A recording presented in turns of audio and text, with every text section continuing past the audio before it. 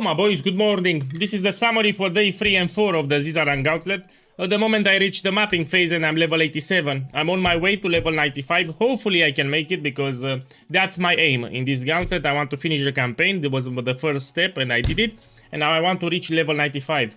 Not only that, let me show you some showcases here. By the way, I dropped 7 mirror shards in the Gauntlet.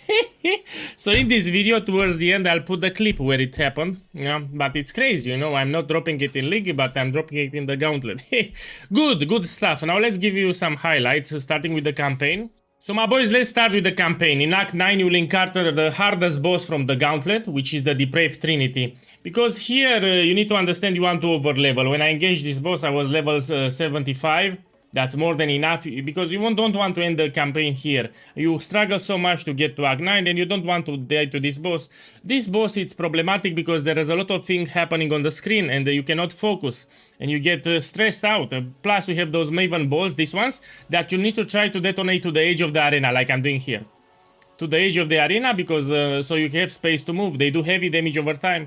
Yeah, so it's very important. That's why even for the Pantheon I went with solo Varakali because of those balls that do heavy damage over time.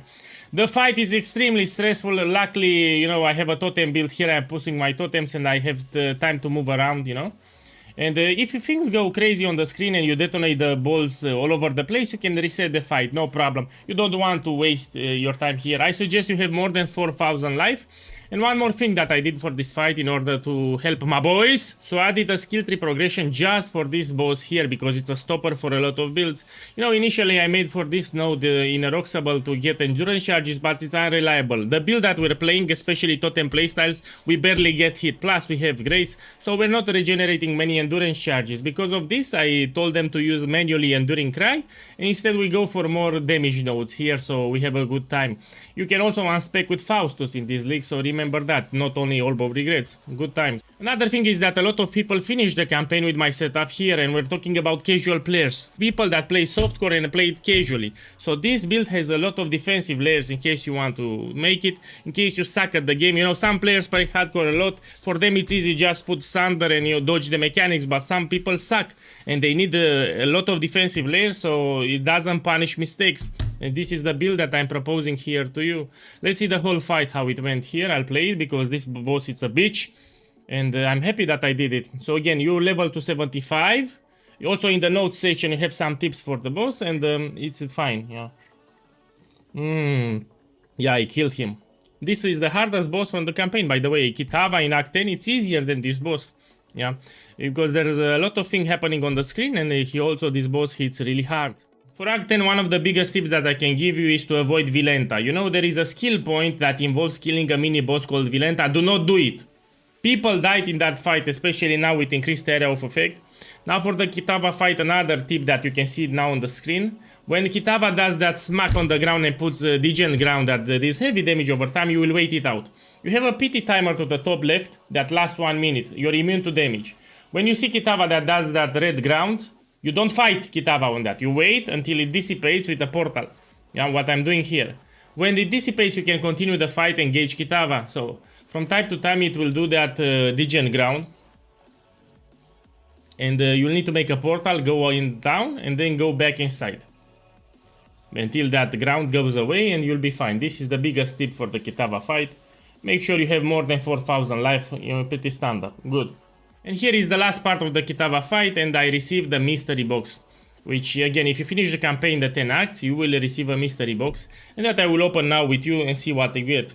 Yeah. So you get a microtransaction after you kill Hillock in Act 1. And when you finish the 10 acts, you see, to the right, I got a mystery box that I will open right now. So here I was streaming and I was opening the box. Luckily, finally, I got something useful.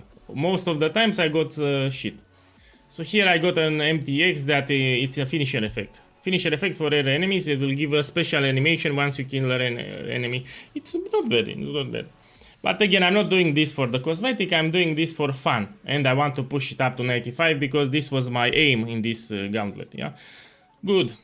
My boys, and here is something really funny. So I was doing a blighted map in a white map. This is a white blighted map random. I was opening this, you know, you get some currency early on. Bam! And I got 7 mirror shards. I almost had a heart attack.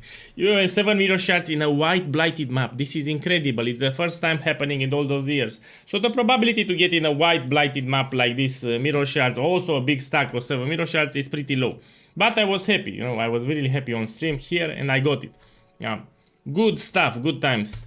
So now my boys, this is the plan. Here I will continue streaming until I reach level 95. If you want to see gameplay with this one, I mean, let's do a gameplay here. Hey, oh, by the way, one more thing. I will do tweaks for those that want to reach level 90 and 95. I explained if you go to reach that high level, you will want to do more damage in red maps. That's why I will make one more skill tree progression and incorporate elemental equilibrium. The reason why I'm not taking elemental equilibrium in the campaign is pretty simple. You're picking up from the ground items at all the time and changing items, and that can suck because you need to calibrate all your gear in order to trigger elemental equilibrium. In the notes section I will explain how this keystone works and more good stuff, but again in the campaign you're changing the items all the time. So you don't want to take elemental equilibrium where you do so many changes because you need to tweak some things here and there. But on the end game, when you want to reach level 95 or 90, we will take elemental equilibrium. So I will take it today. This is a damage boost with la prior exposure. Good. Now we see gameplay. Here I'm without elemental equilibrium when we have the Goatman. Oh. Goatmen suck, by the way, in case you don't know.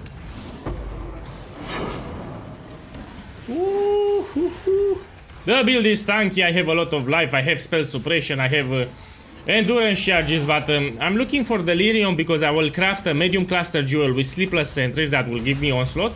And I will also craft a small cluster jewel with enduring composure, so I generate endurance charges. Yeah, so after I will take delirium mirror and I will farm my cluster jewels. With that small cluster jewel I will generate... One second. I don't want... Some of these rogue exiles are unpredictable, you know? Already he attacks like a maniac. I don't want surprises. So, this rogue exile, it's a maniac. Man, he attacks... Whoa! I cannot do this yet. Whoa! I was a rude boy. That rogue exile was a rude boy, very rude boy.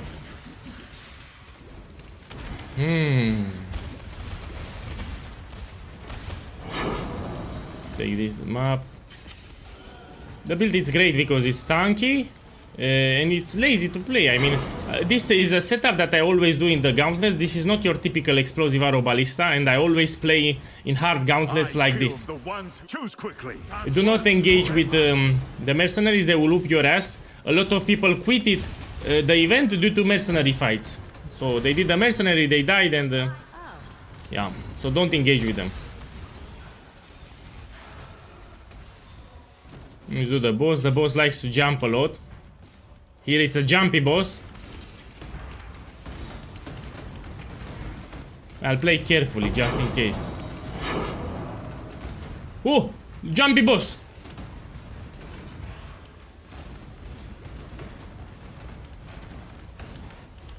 Jumpy boss, we curse the jumpy boss.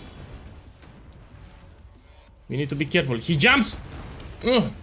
He likes to jump. You don't want to get jumped by this boss because he's a bitch.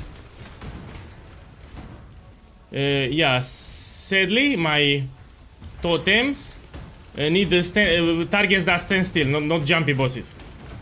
But I'm playing carefully here because I don't know how much damage he does on the jump, so I was a little scared. I don't take any chances. My build is tanky, but you don't take no chances. So remember, I will make today, after the stream, a skill tree for elemental equilibrium because I want to do red maps. I want to reach level 95. Well, that's it, my Gauntlet progression. This was summary for day 3 and 4. Enjoy the rest of the day and good luck.